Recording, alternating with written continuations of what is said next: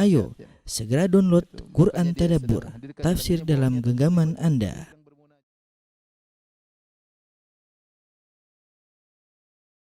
Bismillahirrahmanirrahim. Assalamualaikum warahmatullahi wabarakatuh.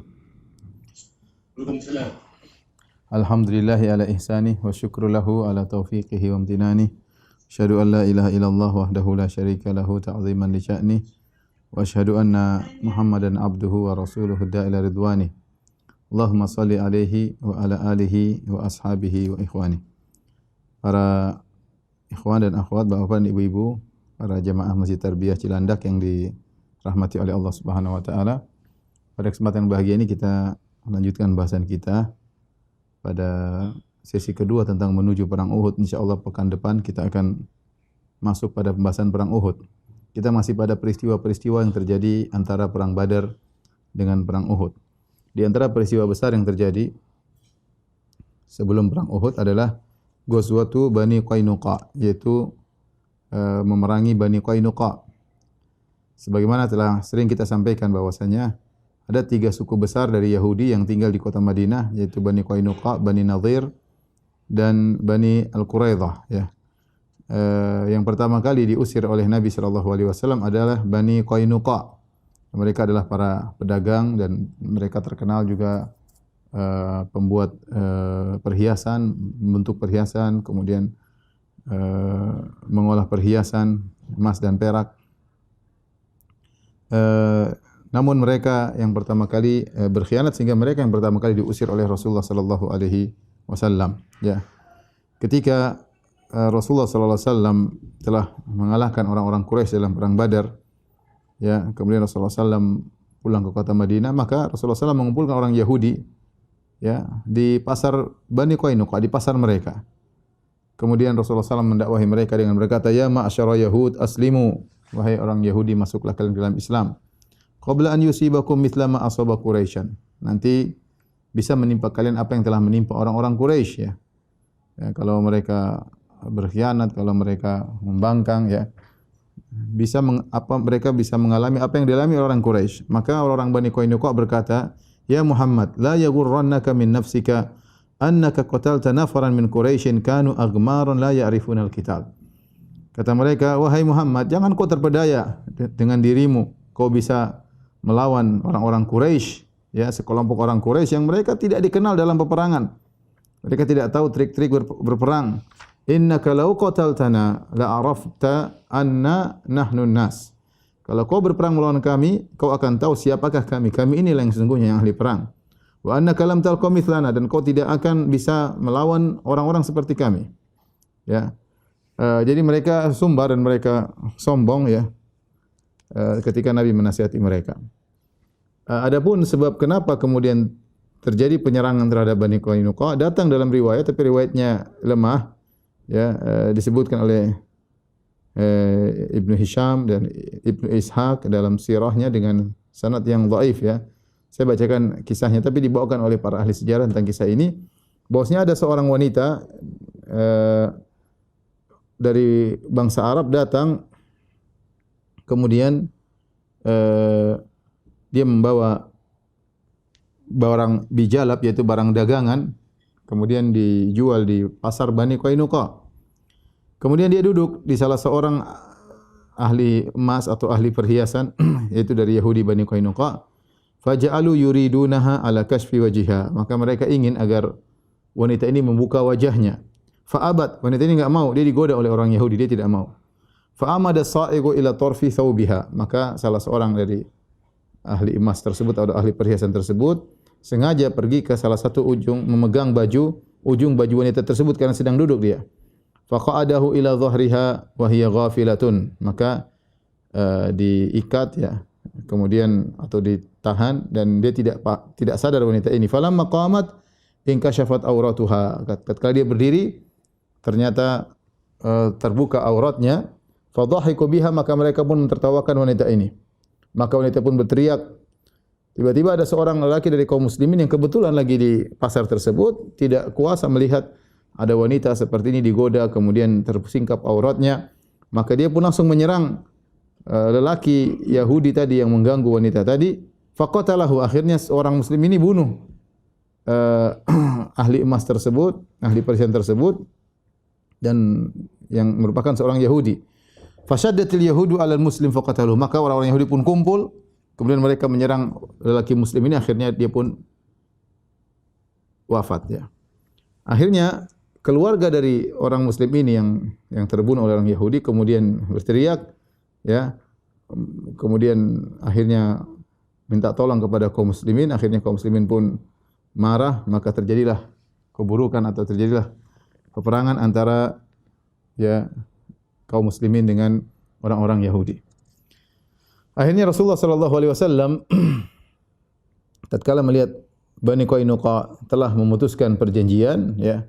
Mereka punya perjanjian damai tentunya sebagaimana sering disampaikan yang disebut dengan Wathiqatul Madinah, perjanjian damai yang disepakati oleh seluruh penduduk kota Madinah. Namun mereka memutuskan perjanjian tersebut. Akhirnya Nabi sallallahu alaihi wasallam pun datang dengan para sahabat kemudian meninggalkan kemudian Rasulullah SAW menyuruh Abu Lubabah ya untuk menggantikan posisi Nabi sebagai imam dalam salat dan yang lainnya. Kemudian Nabi menyerahkan bendera kepada Hamzah bin Abdul Muttalib dan bendera itu ketika berwarna putih. Ya, kemudian mereka kaum muslimin pun datang menuju ke Bani Qainuqa. Ya, tatkala mereka melihat kaum muslimin datang, maka orang-orang Yahudi pun segera berlindung dalam tembok mereka, dalam benteng mereka. Maka Nabi SAW pun dan kaum muslimin mengepung mereka. Mereka tidak bisa keluar dan pengepungan tersebut sampai 15 hari. Sampai 15 hari ya, sehingga pada bulan Dzulqa'dah, di awal bulan Dzulqa'dah. Sampai akhirnya Allah Subhanahu wa taala mengirimkan rasa takut dalam hati mereka. Akhirnya mereka pun menyerah dan pasrah dan mereka pun mengikuti aturan Rasulullah sallallahu alaihi wasallam. Ya. Akhirnya atas permintaan Abdullah bin Ubay bin Salul kepada Nabi sallallahu alaihi wasallam, Abdullah bin Ubay bin Salul mengatakan, Rasulullah, mereka adalah halifku, yaitu sekutuku ya. Ketika di zaman jahiliyah dahulu mereka yang telah membela aku. Kalau ada yang ingin menggangguku maka mereka yang membela aku, maka biarkanlah mereka ya Rasulullah. Ya, biarkanlah mereka. Akhirnya Rasulullah SAW pun menyuruh mereka untuk keluar dari kota Madinah dan dikasih waktu selama 3 hari. Selama 3 hari mereka harus meninggalkan kota Madinah. Akhirnya setelah itu mereka pun pergi meninggalkan kota Madinah, maka terusirlah Bani Qainuqa dari kota Madinah. Dan ini adalah kabilah yang pertama yang keluar dari kota Madinah karena pengkhianatan yang mereka lakukan. Dan ketika itu para sahabat mendapatkan banyak sekali ghanimah ya yang mereka tinggalkan ya, terutama alat-alat perang ya yang dimiliki oleh mereka. Ya, dan ini merupakan keuntungan besar bagi kaum muslimin. Taib, itu di antara peristiwa yang terjadi ya, antara perang Badar sampai perang Uhud. Kemudian Rasulullah SAW masuk di bulan Dzulqa'dah, kemudian Rasulullah SAW masuk di bulan Dzulhijjah. Ya, di bulan Dzulhijjah maka Rasulullah SAW pun pertama kali melaksanakan salat Idul Adha ya. Idul Adha yaitu pada tahun 2 Hijriah ya. Rasulullah SAW melakukan salat Idul Adha ya. Dan ini adalah kegembiraan bagi kaum muslimin ketika itu. Tentunya kita tidak akan bahas adab-adab tentang salat Idul Adha, itu dibahas dalam buku-buku fikih. Di antara peristiwa besar juga yang terjadi, peristiwa sejarah yang terjadi menjelang perang Uhud adalah wafatnya Utsman bin Maz'un radhiyallahu taala anhu. Utsman bin Maz'un radhiyallahu taala anhu. Pada bulan Dzulhijjah ya, wafatlah Utsman bin Maz'un.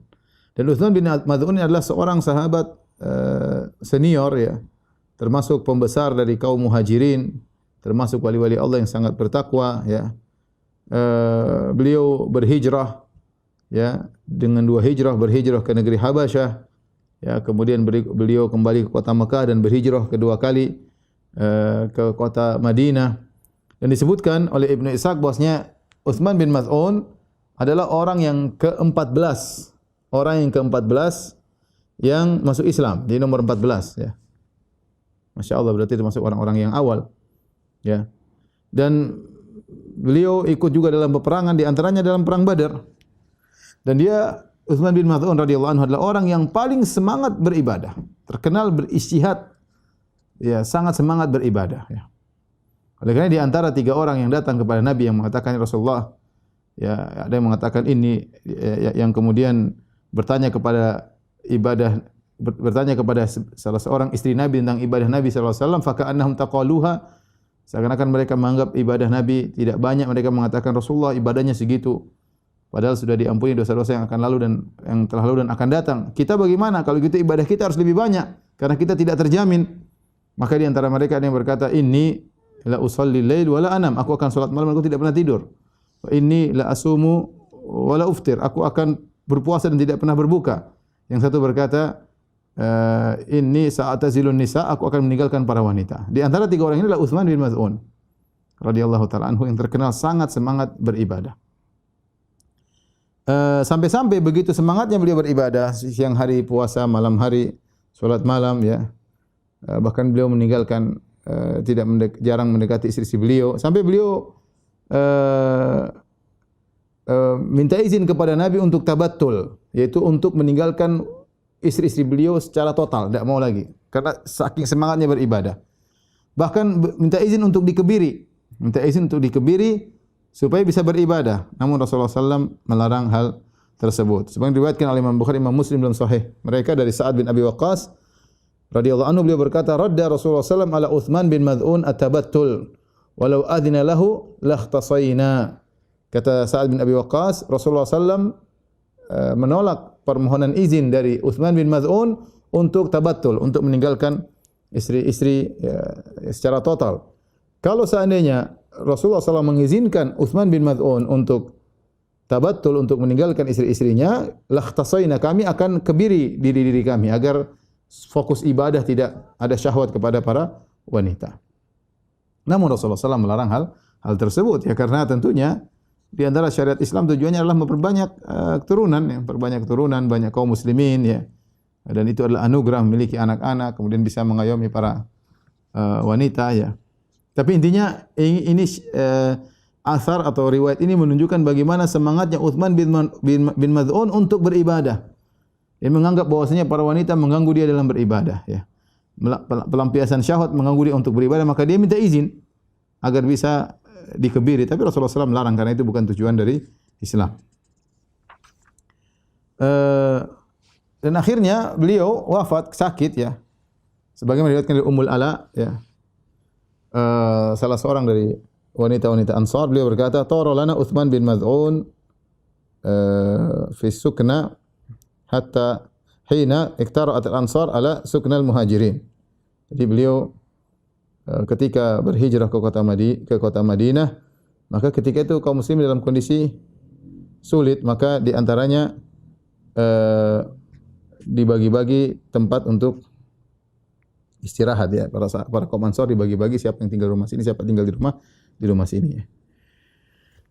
Kemudian ternyata salah seorang yang mendapatkan rumah dari kaum Ansar adalah Utsman bin Maz'un di rumahnya Ummul Ala tadi, ya. Maka beliau pun sakit di situ, famaradnahu hatta tufi, ya. Akhirnya Utsman bin Maz'un sakit dan akhirnya meninggal dunia. Tsumma ja'alnahu fi athwabihi, lalu kami meletakkan beliau di beberapa bajunya. Fadakhala alaina Rasulullah sallallahu alaihi wasallam. Rasulullah SAW datang menjenguk atau melayat Utsman bin Maz'un. Kemudian ketika Nabi melayat Utsman bin Maz'un radhiyallahu anhu yang sudah meninggal dunia, maka kata Ummul Ala, dia berkomentar, "Rahmatullah alaika ya Aba Sa'ib." Semoga Allah merahmati engkau wahai Abu Sa'ib, yaitu Utsman bin Maz'un. "Fa syahadati alaika laqad akramakallah." Aku bersaksi untuk engkau wahai Utsman bin Maz'un, sungguhnya Allah telah memuliakan engkau. Ketika Ummul Ala mengatakan aku bersaksi bahwasanya Allah telah memuliakan engkau, maka Nabi berkomentar ketika itu. Dan kita tahu Utsman bin Maz'un adalah orang yang rajin beribadah, terkenal di kalangan para sahabat. Orang yang sangat semangat beribadah. Tetapi dan kalau seandainya ada yang berkata dia dimuliakan oleh Allah, wajar, ya, karena terkenal rajin ibadah. Ya, sampai minta izin untuk bisa dikebiri. Sehingga wanita ini, ya, dia menilai secara zahir, dia berkata, ya, fa syahadati alaika laqad akramakallah. Aku bersaksi kepada engkau wahai Utsman bin Maz'un, sungguhnya Allah telah memuliakan engkau. Utsman bin Maz'un sudah meninggal dunia. Maka Nabi SAW mengomentari perkataan Ummul Ala. Nabi berkata, "Wa ma yudriki?" Dari mana kau tahu dia telah dimuliakan oleh Allah Subhanahu wa taala? Subhanallah. Nabi berkata, dari mana kau tahu dia sudah dimuliakan oleh Allah Subhanahu wa taala? Maka Ummul Ala berkata, "La adri wallah, aku tidak tahu." Hanya spontanitas dia ucapkan karena melihat kesolehan dari Utsman bin Maz'un. Maka Nabi menegur, ini sesuatu yang gaib, tidak ada yang tahu. Wa ma yudrik, dari mana kau tahu? Kemudian Nabi berkata, "Amma huwa faqad ja'ahul yaqin." Adapun Utsman bin Maz'un, maka telah datang keyakinan kepadanya, telah meninggal dunia. "Innila arju lahul khair min Allah." Dan sungguh aku berharap Allah berikan kebaikan baginya. "Wallahi ma adri wa ana Rasulullah sallallahu alaihi wasallam ma yuf'alu bi wala bikum." Saya ini sebagai statusnya seorang rasul, saya tidak tahu apa yang akan Allah lakukan kepadaku dan juga apa yang Allah lakukan kepada kalian. Kata Ummul Ala, "Fa wallahi la uzakki ahadan ba'dahu." Kata Ummul Ala, demi Allah saya tidak akan mentazkiyah, merekomendasi seorang pun setelah Utsman bin Maz'un, ya. Oleh karenanya kita tidak bermudah-mudahan berbicara tentang hal yang gaib, ya. Kita dapat sebagian orang, si fulan al-maghfur lahu, yang telah diampuni oleh Allah Subhanahu wa taala misalnya. Kita boleh doa rahimahullah, ya, tapi kalau mengatakan yang telah diampuni misalnya pasti, ya, dengan seakan-akan kata-kata kepastian atau pasti di surga atau pasti di gini perkara yang gaib, maka hendaknya kita hindari. Lihatlah Utsman bin Maz'un saja, ketika Ummul Ala berkata, "Allah telah muliakan engkau," Nabi tegur, ini perkara gaib, tidak ada yang tahu, ya. Maka setelah itu kata Ummul Ala, "Ra'aitu li Utsman fin naum ainan tajri." Aku dalam mimpi melihat Utsman bin Maz'un, dia punya mata air yang airnya mengalir. Faji'tu Rasulullah sallallahu alaihi wasallam fa dzakartu dzalika lahu. Lalu aku datang kepada Nabi sallallahu alaihi wasallam, aku sebutkan aku bermimpi dengan melihat Utsman bin Maz'un ini punya mata air yang mengalir. Kemudian Nabi mengomentari mimpi Ummul Ala. Ya, Nabi ahli tafsir mimpi.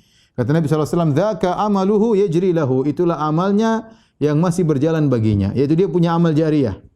Dia punya amal jariyah. Nah, para ulama berselisih apa amal jariyah yang dilakukan oleh Utsman bin Maz'un. Karena Nabi berkata, "Dzaka amaluhu yajri lahu." Itulah amalnya yang meskipun dia sudah meninggal dunia masih terus mengalir baginya, ya. Dimimpikan oleh Ummul Ala dengan mata air yang terus mengeluarkan airnya, dan itu ditafsirkan, ditakwil oleh Nabi, maksudnya amalnya yang terus berlanjut meskipun dia sudah meninggal dunia. Maka secara umum ada dua pendapat di kalangan para ulama. Yang pertama, mereka berkata bahwasanya Utsman bin Maz'un sejak di Mekah, sejak dia masuk Islam, ya, dia adalah orang yang kaya dan dia dermawan, ya. Sehingga mungkin dia punya sedekah-sedekah jariyah yang berlaku setelah dia meninggal masih terus berjalan untuknya, ya. Ini termasuk orang-orang yang kaya di kalangan para sahabat dari kaum Muhajirin, ya. Di antara hal yang menunjukkan akan hal ini dari Abu Musa al-Asy'ari radhiyallahu anhu, beliau berkata, "Dakhalat imra'atu Utsman bin Maz'un ala nisa'in Nabi sallallahu alaihi wasallam." Suatu hari istri Utsman bin Maz'un ketemu dengan istri Nabi sallallahu alaihi wasallam. Fara'ainaha sayyi'atal hay'ah. Maka istri Nabi melihat istrinya Utsman bin Maz'un penampilannya tidak baik atau kurang rapi atau kurang bagus, ya. Faqulna laha ma laki, maka mereka berkata kepada istrinya Utsman bin Maz'un, "Ada apa dengan anti? Ada apa dengan engkau?" "Fama fi Quraisyin aghna min ba'lik." Di Quraisy yang paling kaya suamimu Utsman bin Maz'un. Ini dalil bahwasanya beliau adalah orang kaya, sehingga beliau sering bersedekah, sehingga amal jariyah yang beliau miliki adalah sedekah tersebut, ya. Qalat ma lana minhu syai' amma lailuhu faqaimun wa amma naharu fasaimun. Kata istrinya, iya benar dia kaya, tapi saya tidak dapat apa darinya. Kenapa? Malamnya dia salat malam, siangnya dia puasa. Utsman bin Maz'un malam salat malam, siangnya dia berpuasa. Tapi yang kita perhatikan di sini maksudnya beliau adalah orang rajin beribadah, di antaranya beliau bersedekah, ya. Taib, ini kemungkinan pertama. Kemungkinan kedua, bisa jadi yang dimaksud adalah Utsman bin Maz'un melakukan amal soleh yang disebut dengan ribat. Ribat adalah berjaga di daerah perbatasan antara perbatasan kaum muslimin dengan perbatasan kaum musyrikin, ya. Dan ini pekerjaan yang berat. Bahkan bisa jadi lebih berat daripada jihad langsung. Kenapa? Karena kalau jihad langsung musuh kelihatan. Adapun daerah perbatasan tiba-tiba ada yang panah, tiba-tiba ada yang tembak, ya. Kalau sekarang berat, ya, karena tidak tahu musuh datang dari mana, ya. Oleh karenanya beribadah dengan menjadi murabit, yaitu ribat, berjaga daerah perbatasan, ini pahalanya sangat luar biasa. Dalam suatu hadis Rasulullah SAW bersabda, "Kullu mayyitin yukhtamu ala amalihi illa alladhi mata murabitan fi sabilillah." Setiap orang meninggal dunia maka ditutup dengan amal yang dia mati di atasnya. Ya, selesai, artinya selesai, dia meninggal, game over, selesai, amalan terputus. Ya, sebagaimana sabda Nabi sallallahu alaihi wasallam, idza matal insan inqata amaluhu, kalau seorang sudah meninggal terputus amalannya. Ya. Kemudian kata Nabi, illa alladzi mata murabitan fi sabilillah, kecuali yang meninggal dalam kondisi berjaga di daerah perbatasan fi sabilillah. Fa innahu yanmu amalu ila yaumil qiyamah, sungguhnya amalnya berkembang sampai hari kiamat. Wa ya'manu fitnatal qabr, dan dia akan diselamatkan dari fitnah kubur, yaitu selamat dari malaikat mungkar dan nakir. Ya.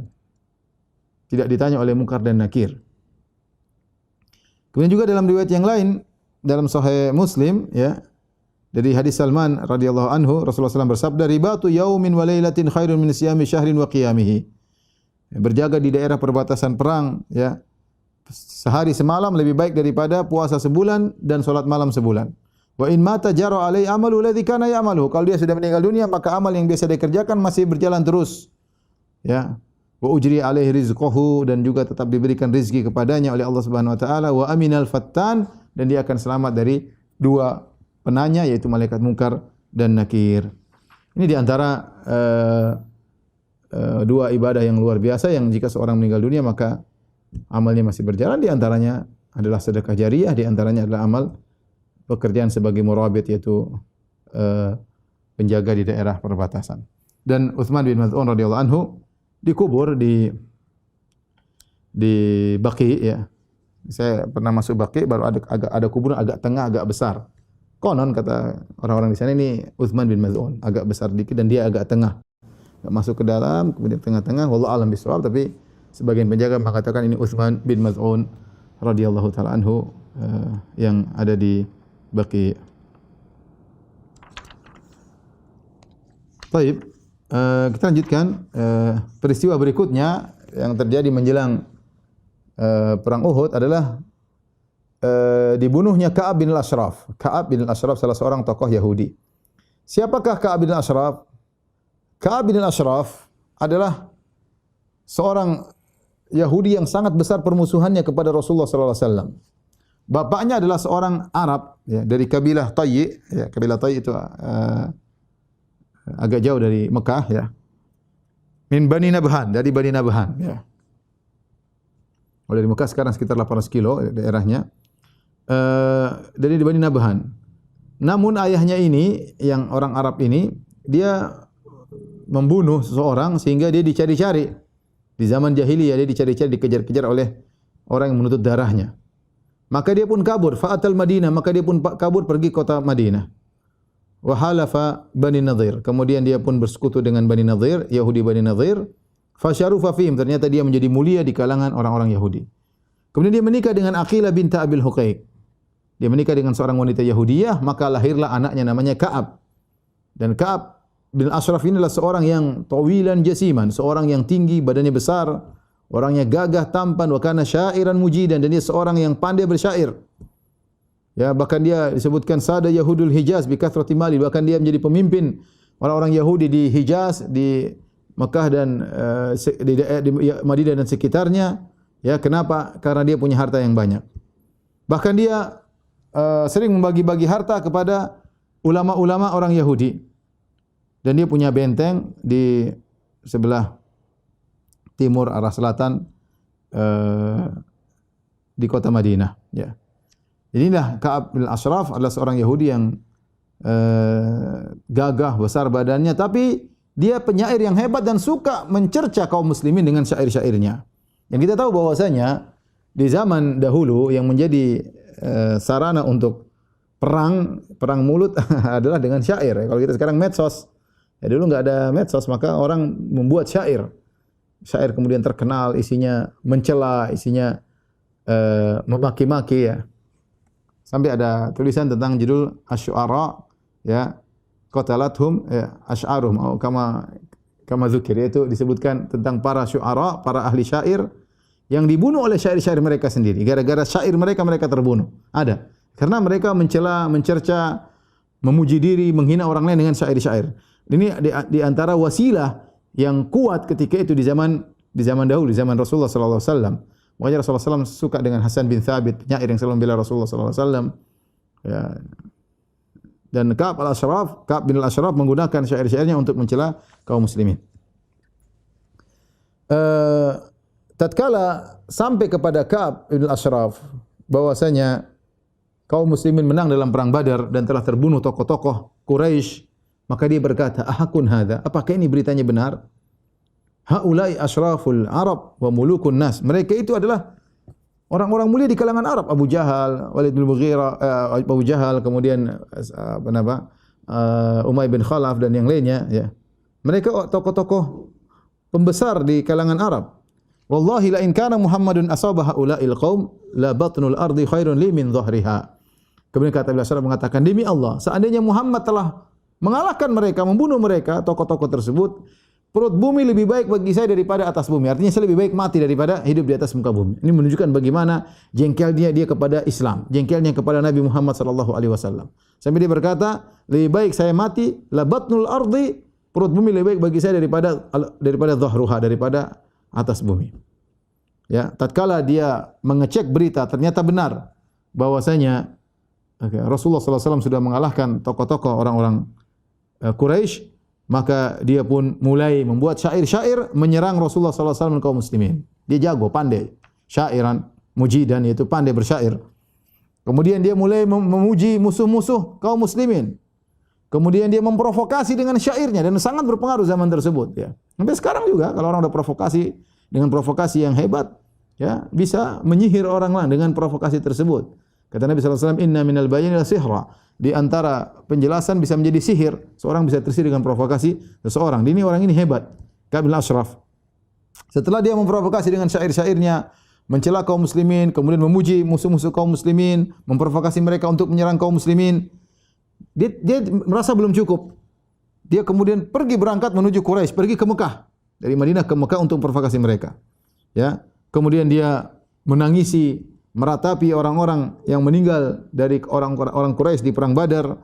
Kemudian dia memprovokasi orang-orang Quraisy agar menyerang balik kaum muslimin, ya. Dan itu kerjaannya. Kemudian dia bikin syair-syair untuk mencela Rasulullah dan kaum muslimin. Dalam satu riwayat dari Ibnu Abbas radhiyallahu anhuma, diriwayatkan oleh Ibnu Hibban dalam sahihnya dengan sanad yang sahih, Ibnu Abbas berkata, "Lamma qadima Ka'ab bin al-Ashraf Makkah atauhu." Tatkala Ka'ab bin al-Ashraf datang dari kota Madinah sampai di Mekah, atau orang-orang semua datang kepada Ka'ab bin al-Ashraf. Dia terkenal pimpinan Yahudi di Hijaz. Hijaz maksudnya Mekah, Madinah dan sekitarnya, Taif, itu namanya Hijaz. Faqalu, maka orang-orang Quraisy berkata, "Nahnu ahlu siqaya was sadana." Kami adalah orang ahli siqaya, itu kami yang memberikan makan minum kepada jamaah haji. Kami orang baik, kami ahlu sadana, kamilah yang mengurus Ka'bah.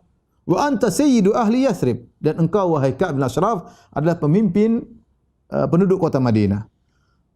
Kami ingin bertanya wahai Ka'ab, wahai sang Yahudi Ka'ab, "Fanahnu khairun am hadzal Sunaybir al-mumbatir min qaumihi yaz'umu annahu khairun minna?" Yang lebih baik kami ini ataukah si Muhammad ini yang terputus, yang tidak punya anak laki-laki, yang terputus keturunannya, yang dia menyangka lebih baik daripada kami? Pertanyaan jelas, lebih baik mana? Quraisy penyembah berhala, ya, ataukah Muhammad sallallahu alaihi wasallam yang diejek, dikatakan bahwasanya dia membatir, yaitu sudah tidak punya anak laki-laki, ya, diejek. Maka Ka'ab bin Ashraf kemudian menjawab, "Antum khairun minhu." Kalian lebih bagus daripada Muhammad. Dan ini kebohongan. Orang Yahudi tahu bahwasanya penyembah berhala lebih buruk daripada kaum muslimin. Tetapi karena ingin menyenangkan hati-hati orang-orang kaum musyrikin, maka Ka'ab bin Ashraf mengatakan demikian. Kalian Quraisy lebih baik daripada Muhammad. Padahal dia tahu Muhammad lebih baik daripada orang-orang Quraisy. Maka turunlah firman Allah Subhanahu wa taala, "Inna syani'aka huwal abtar." Sungguhnya pencelamu dia yang terputus.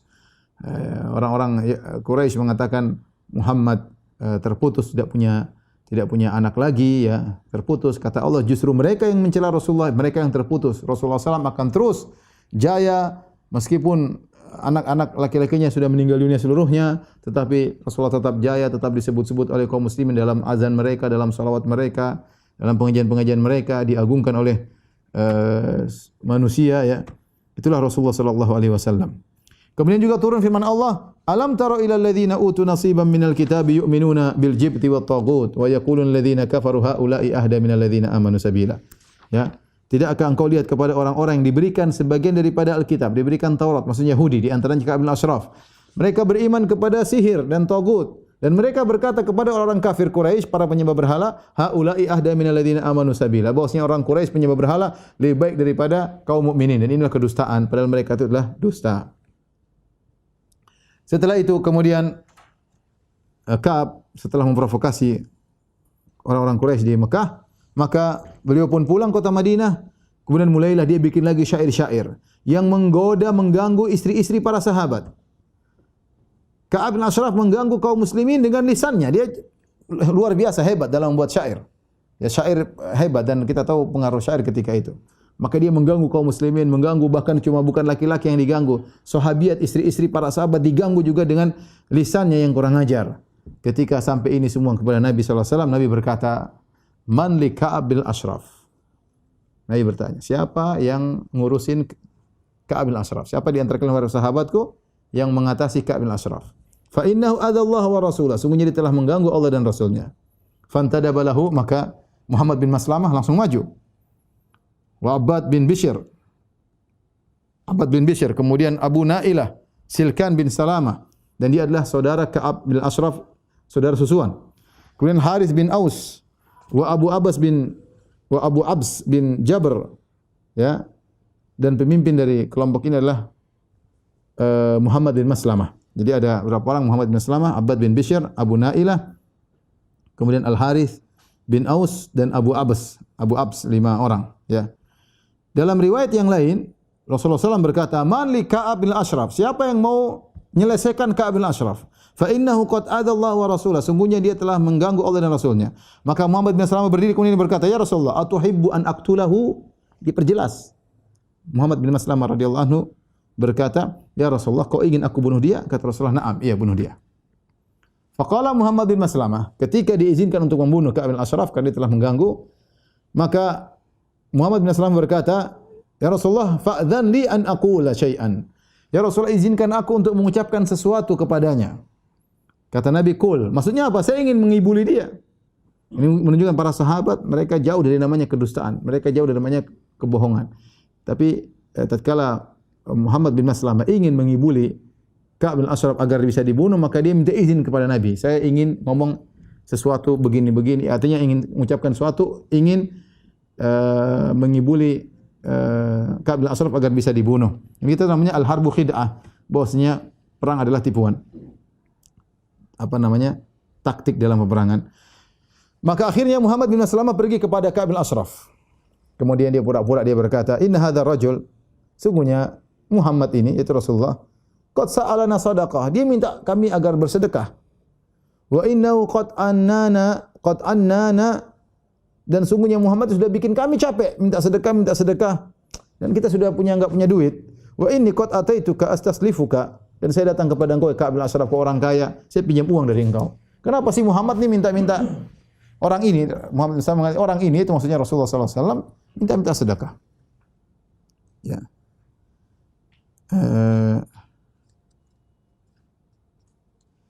Kemudian dia berkata, "Wa aidan wallahi la tamullannahu," ya.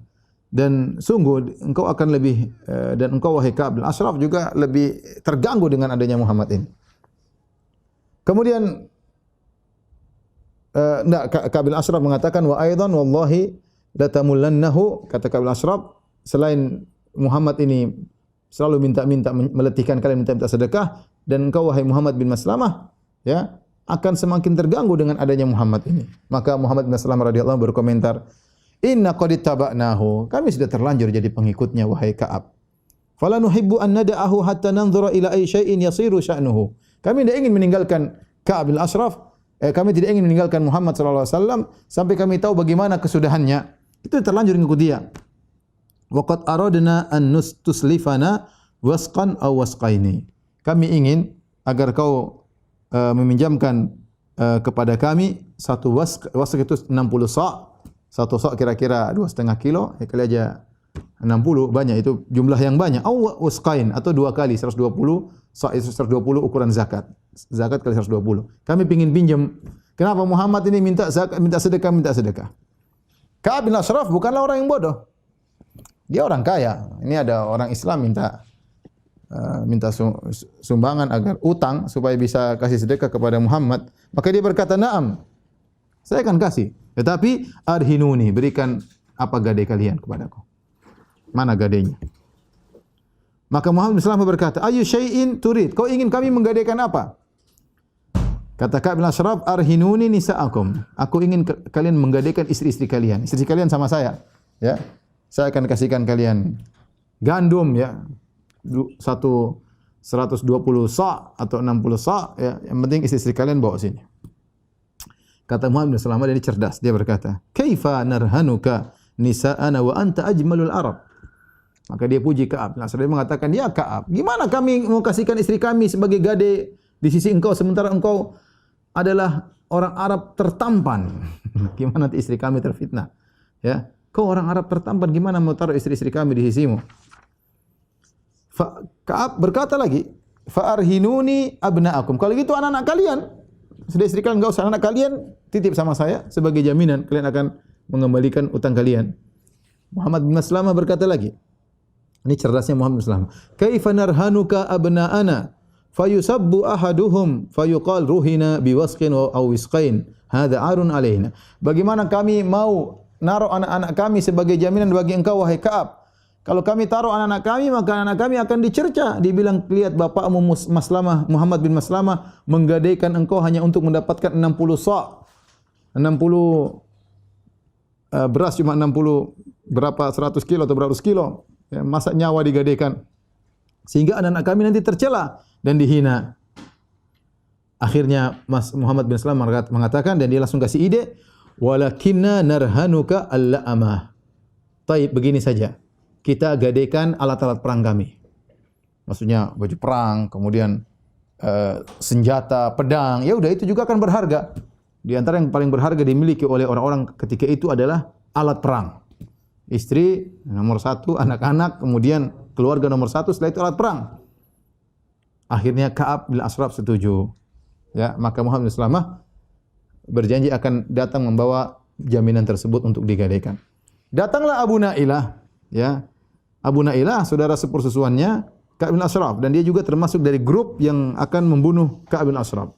Jadi kita sebut 5 orang di antaranya, Muhammad bin Salamah sebagai ketuanya, di antara anggotanya Abu Nailah. Maka dia pun datang dan dia berkata-kata seperti yang diucapkan oleh Muhammad bin Maslamah.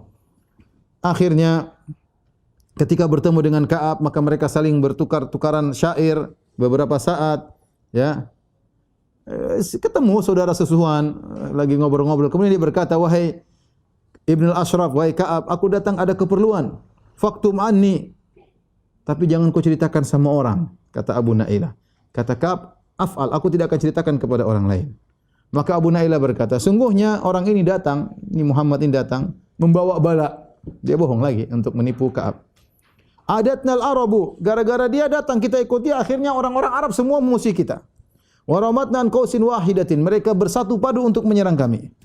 Wa qata'at annas subul, ya gara-gara kami jadi pengikut Muhammad, akhirnya orang Arab memutuskan segala jalan-jalan kami. Hatta dha'al iyal, akhirnya anak-anak kami jadi miskin, jadi susah. Wa jahidatil anfus, dan kami hidup dalam kondisi setengah mati.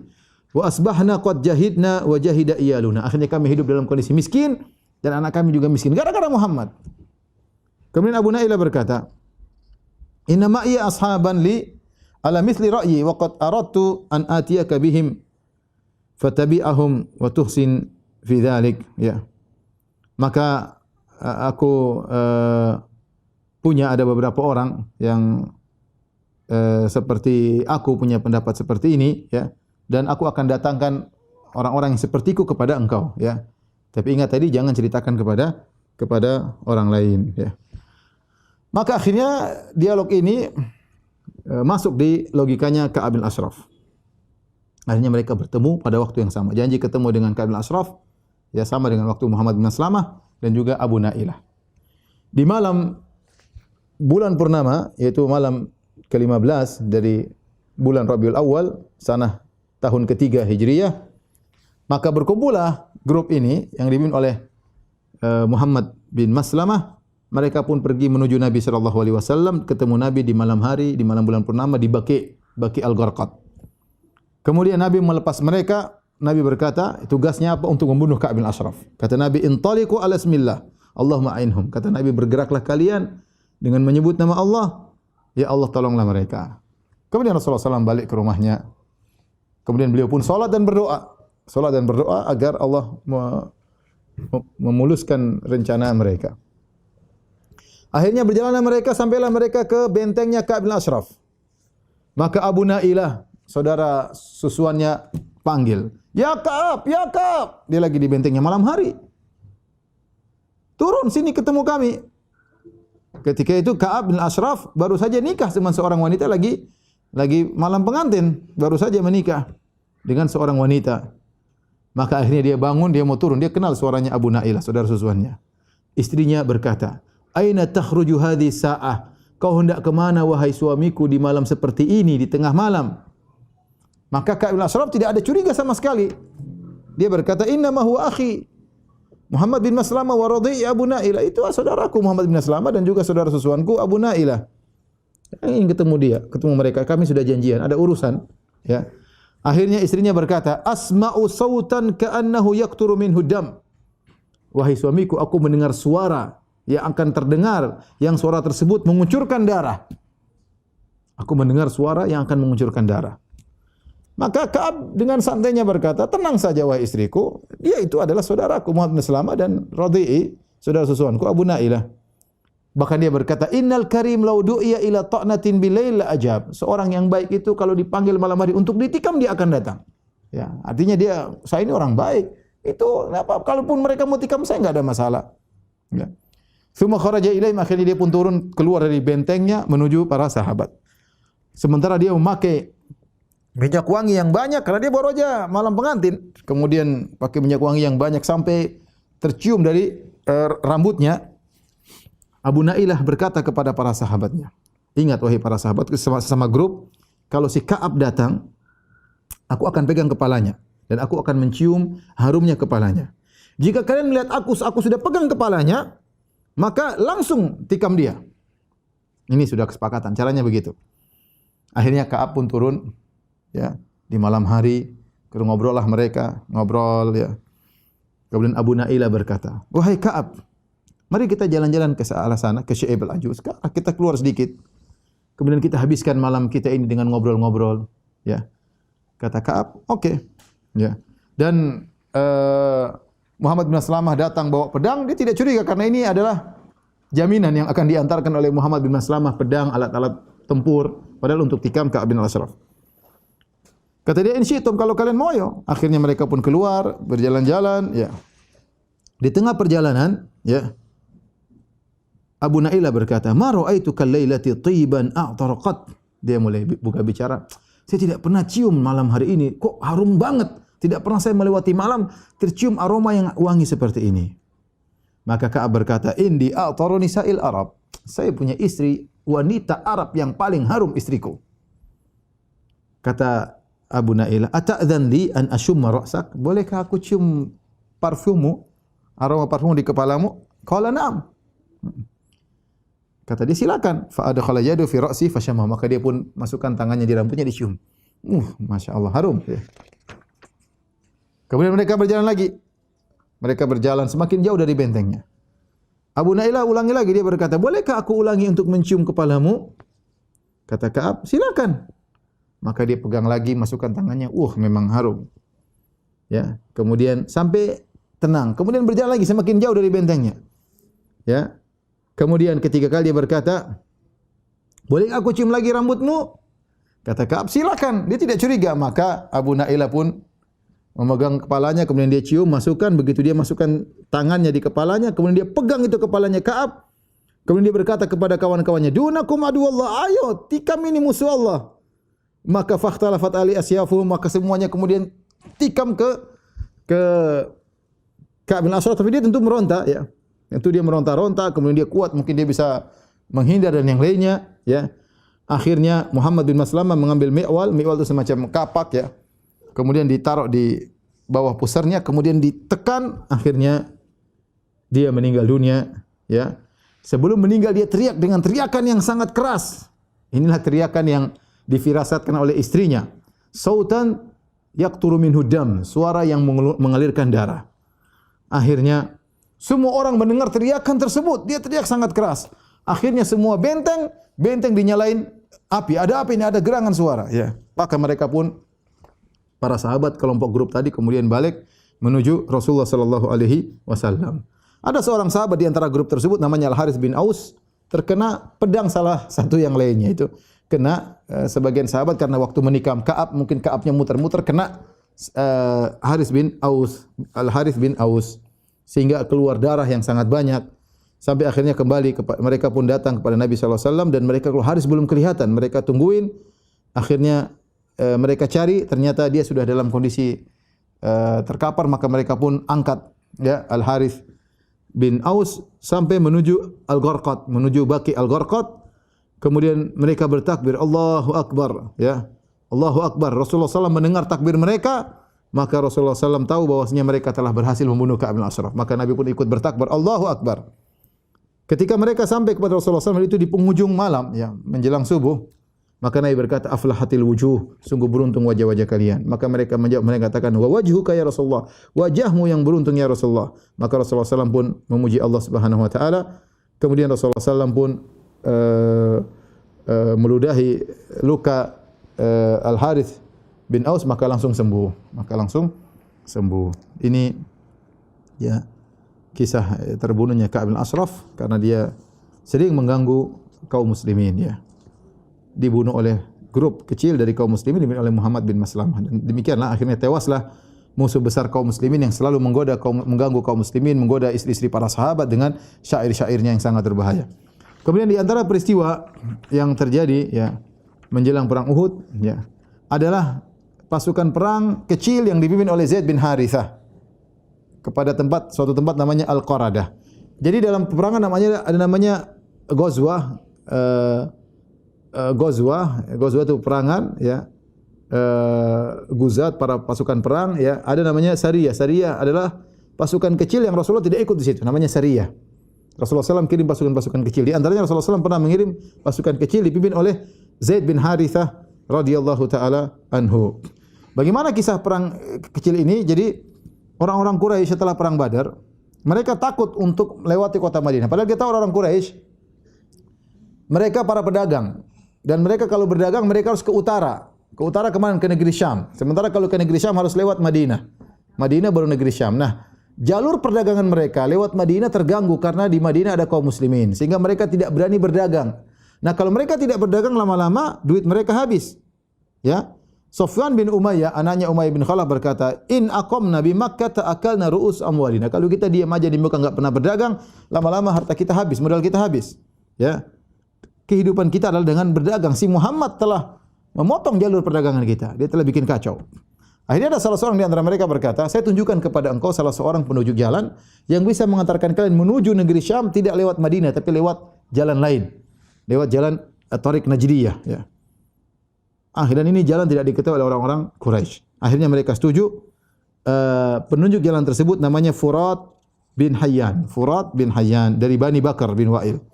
Akhirnya mereka bayar orang kafir tersebut sebagai penunjuk jalan, Furat bin Hayyan. Akhirnya mereka pun berjalan menuju ke negeri Syam tidak lewat kota Madinah. Suatu hari ada dari kalangan kota Mekah bernama Nu'aim bin Mas'ud Al-Asja'i. Dia datang ke kota Madinah dan dia masih musyrik ketika itu. Dia masih musyrik, datang ketemu kawannya. Maka dia mampir di seorang namanya Kinanah bin Abil Huqaiq dari Bani Nadhir, ya. Ketika itu ada seorang sahabat namanya Sulaid ibn Nu'man. Sulaid bin Nu'man, dan dia sudah Islam waktu itu. Dan ketika itu khamar belum diharamkan. Maka mereka mabok bertiga ini, ya. Ada Kinanah bin Abil Huqaiq, kemudian ada Nu'aim bin Mas'ud, dan ada sahabat ini Sulaid bin Nu'man. Ketika Nu'aim bin Mas'ud, dan itu khamar belum diharamkan, ketika Nu'aim bin Mas'ud, dan dia orang musyrik, dia minum bir sampai teler, akhirnya dia cerita. Dia beberkan semuanya. Dalam kemabukannya dia berkata, sungguhnya orang Quraisy akan pergi menuju negeri Syam tapi tidak lewat jalur kota Madinah, lewat Thariq Najriyah dan akan dibawa oleh seorang penunjuk jalan. Dia cerita dengan panjang lebar. Begitu mendengar hal ini Sulaid langsung pergi menuju kepada Nabi dan cerita apa yang terjadi. Ketika Nabi tahu ada pasukan, ada sekelompok pedagang dari kota Mekah yang ingin pergi ke negeri Syam lewat jalan lain, maka Nabi pun mengirim pasukan kecil yang dipimpin oleh Zaid bin Harithah membawa sekitar 100 pasukan untuk menghadang orang-orang Quraisy. Dan akhirnya mereka berhasil menghadang. Akhirnya mereka pun kabur, semuanya kabur dan akhirnya barang dagangan mereka dirampas oleh kaum muslimin. Yang tersisa ya adalah penunjuk jalan. Penunjuk jalan tersebut ya tadi namanya adalah Furad bin Hayyan. Furad bin Hayyan akhirnya ketika dia ditangkap ya, kemudian dibawa kepada Nabi sallallahu alaihi wasallam. Akhirnya dia berkata, "Ini muslim, saya masuk Islam." Saya masuk Islam. Maka orang-orang berkata, "Ya Rasulullah, dia menyangka dia telah masuk Islam." Ya, kata Rasulullah, "Sudah. Nakiluhum ila imanihim." Ya, kita serahkan kepada imannya, ya. Di antaranya Furad bin Hayyan, dan Furad bin Hayyan ini masuk Islam dan akhirnya Islamnya bagus ya, dan akhirnya dia berperang bersama Rasulullah sallallahu alaihi wasallam memerangi orang-orang kafir ya. Ya, dan masuk Islam dengan Islam yang baik ya. Subhanallah, tadinya jadi penunjuk jalan, akhirnya masuk Islam. Ini disebut dengan Sariyah dipimpin oleh Zaid bin Harithah, disebut Sariyah yang diutus oleh Nabi menuju Al-Qaradah. Kemudian di antara peristiwa ya, sedikit lagi insyaallah peristiwa yang terjadi sebelum perang Uhud masih ada 3 peristiwa singkat yang di antaranya adalah pernikahan Utsman dengan Ummu Kulsum, putri Rasulullah sallallahu alaihi wasallam. Kita tahu Utsman pertama nikah dengan Ruqayyah. Ruqayyah bintu Rasulullah sallallahu alaihi wasallam. Kemudian Ruqayyah sebagaimana kita ceritakan ketika Utsman ingin ikut perang Badar, Rasulullah suruh Utsman untuk menjaga Ruqayyah. Akhirnya ketika Rasulullah SAW pulang, Ruqayyah sudah meninggal dan sudah dikubur. Rasulullah SAW tidak sempat melihat pengkuburan Ruqayyah. Ya. Setelah itu Rasulullah SAW menikahkan Utsman dengan putrinya yang lain, Ummu Kulsum. Dan nanti juga Ummu Kulsum akan meninggal dunia. Ya, sampai ketika Ummu Kulsum meninggal dunia, kata Nabi sallallahu alaihi wasallam, "Saya punya putri yang ketiga, saya akan nikahkan dengan Ummu Kulsum." Ya. Dengan Utsman bin Affan. Makanya Utsman bin Affan dijuluki dengan Dzu Nurain, pemilik 2 cahaya, karena dia yang satu-satunya sahabat yang pernah menikahi 2 putri Nabi sallallahu alaihi wasallam, Ruqayyah dan Ummu Kulsum. Kemudian di antara peristiwa yang terjadi, Rasulullah SAW menikah dengan Hafsah bintu Umar. Hafsah bintu Umar radhiyallahu taala anha menikah dengan Nabi sallallahu alaihi wasallam pada bulan Sya'ban tahun 3 Hijriah. Setelah selesai iddahnya, ya. Selesai iddahnya, dan dia adalah istri dari Khunais bin Hudzafah As-Sahmi. Yang Khunais bin Hudzafah As-Sahmi ini meninggal dalam perang Badar. Jadi jadi janda, ya. Ketika dia menjadi janda, maka ayahnya Umar bin Khattab radhiyallahu anhu sebagaimana dalam Sahih Bukhari, ya. Umar bin Khattab kemudian menawarkan putrinya kepada Utsman bin Affan. Ya, putrinya jadi janda. Maka Umar bin Khattab datang kepada Utsman, dia tawarkan putrinya Hafsah, maukah kau nikahi putriku? Ya. Ini dalil bahwasanya seorang ayah boleh menawarkan putrinya kepada orang yang soleh. Dan ini bukan hal yang untuk dimalukan ya, karena ini demi kepentingan putrinya atau demi kepentingan adiknya. Kalau dia tak ada orang soleh, tawarkan, enggak ada masalah, ya.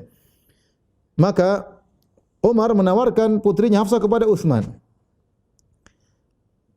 Kemudian kata Umar bercerita ini, "In syi'ta ankahtuka Hafsata binta Umar." Kalau kau mau ya Utsman, aku nikahkan kau dengan putriku Hafsah. Kata Utsman bin Affan, "Sa'anzuru fi dzalik." Tunggu, saya lihat dulu ya, saya pikir dulu. Falabistu layali, kata Umar, saya tunggu beberapa hari kok enggak ada jawaban. Falaqiyani, akhirnya ketemu lagi saya dengan Utsman beberapa hari setelahnya. Kemudian Utsman berkata, dia tolak dengan halus, "Ma uridu nikaha yaumiyya hadza." Saya belum mau nikah hari-hari ini. Falam yarji, kemudian qala Umar, falaqitu Abu Bakar, karena Utsman nolak atau belum siap untuk menikah, saya ketemu dengan Abu Bakar. Maka saya tawarkan lagi kepada Abu Bakar. Abu Bakar lebih tua daripada Umar. In syi'ta ankahtuka Hafsata binta Umar. Wahai Abu Bakar, kalau kau mau saya nikahkan putriku denganmu. Falam yarji ilayya syai'an, dan Abu Bakar tidak jawab sama sekali. Fa kuntu aujada alaihi minni ala Utsman. Saya lebih marah kepada Abu Bakar daripada kepada Utsman. Utsman ketika dia tidak mau nikah, dia ngomong, saya belum siap untuk nikah. Ini Abu Bakar saya tunggu-tunggu enggak ngomong-ngomong. Sudah diam begitu saja. Falabithtu layaliya. Aku tunggu berhari-hari, Abu Bakar enggak ada jawaban. Saya jadi jengkel sama Abu Bakar daripada kepada Utsman. Tiba-tiba fa khatabaha ilayya Rasulullah sallallahu alaihi wasallam. Ternyata Rasulullah sallallahu melamar putriku Hafsah. Fa ankahtuha iyyahu, maka aku pun nikahkan putriku dengan Rasulullah sallallahu alaihi wasallam. Setelah itu aku bertemu dengan Abu Bakar. Setelah Nabi menikahi Hafsah, Abu Bakar berkata, "La'allaka wajadta fi nafsika hina aradta alayya Hafsah." Kayaknya kau marah ya waktu kau tawarkan Hafsah kepadaku dan aku tidak membalas sesuatu pun kepada engkau. Kata Umar, iya saya marah. Kenapa kau tidak kasih balasan? Mau atau enggak mau kan harus kasih balasan. Kata Abu Bakar, fa innahu lam yamna'ni an arji'a ilaika syai'an lamma aradta alayya illa anni sami'tu Rasulullah sallallahu alaihi wasallam yadhkuruha.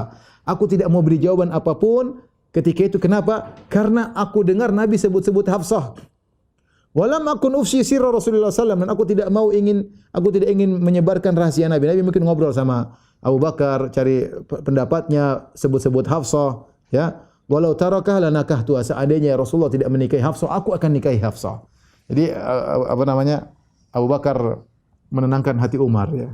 Dan kata para ulama di sini cerdasnya Abu Bakar. Pertama Abu Bakar jaga rahasia. Pembicaraan Abu Bakar dengan Rasulullah sallallahu alaihi wasallam, Abu Bakar tidak ceritakan kepada Umar karena Rasulullah datang dalam rangka pembicaraan pribadi, dan kita pun demikian. Kalau ada orang datang bicara pribadi, jangan kita sebarkan sama orang, ya. Ya, karena kalau kecuali dia izinkan, kalau datang dalam pembicaraan berdua itu biasanya adalah pembicaraan pribadi yang disebarkan kepada orang lain. Yang kedua, Abu Bakar tidak menyampaikan kepada Umar. Misalnya dia mengatakan, Umar, kayaknya Rasulullah ingin menikahi Hafsah. Khawatir apa kalau Rasulullah tidak jadi, maka Umar semakin kecewa. Jadi Abu Bakar memilih diam. Ini bijaknya Abu Bakar. Ketika Rasulullah sudah menikah dengan Hafsah, baru Abu Bakar kemudian mengatakan, tadinya sepertinya kau marah waktu itu. Seandainya Rasulullah tidak menikahi putrimu, aku akan menikahi. Ini dalil bahwasanya seorang, saya katakan tadi, boleh menawarkan putrinya kepada orang yang soleh. Meskipun orang soleh tadi sudah punya istri, enggak ada masalah. Abu Bakar sudah punya istri, Utsman sudah punya istri, ya. Rasulullah juga sudah punya istri, dan Umar menawarkan putrinya Hafsah kepada orang-orang soleh tersebut. Kemudian peristiwa yang terakhir sebelum kita masuk pada peristiwa perang Uhud adalah menikahnya Rasulullah dengan Zainab bintu Khuzaimah. Ya, dan ini terjadi bulan Ramadan pada tahun 3 Hijriah. Zainab bintu Khuzaimah Al-Hilaliyah, ya.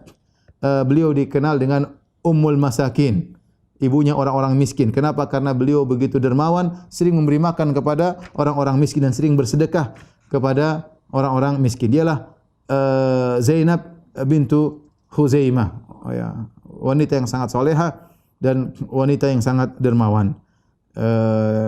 Dia sama dahulunya adalah istri dari Tufail bin Harith, kemudian dia dicerai, kemudian dia dinikahi oleh Ubaidah bin Harith, kemudian suaminya meninggal dalam perang Badar.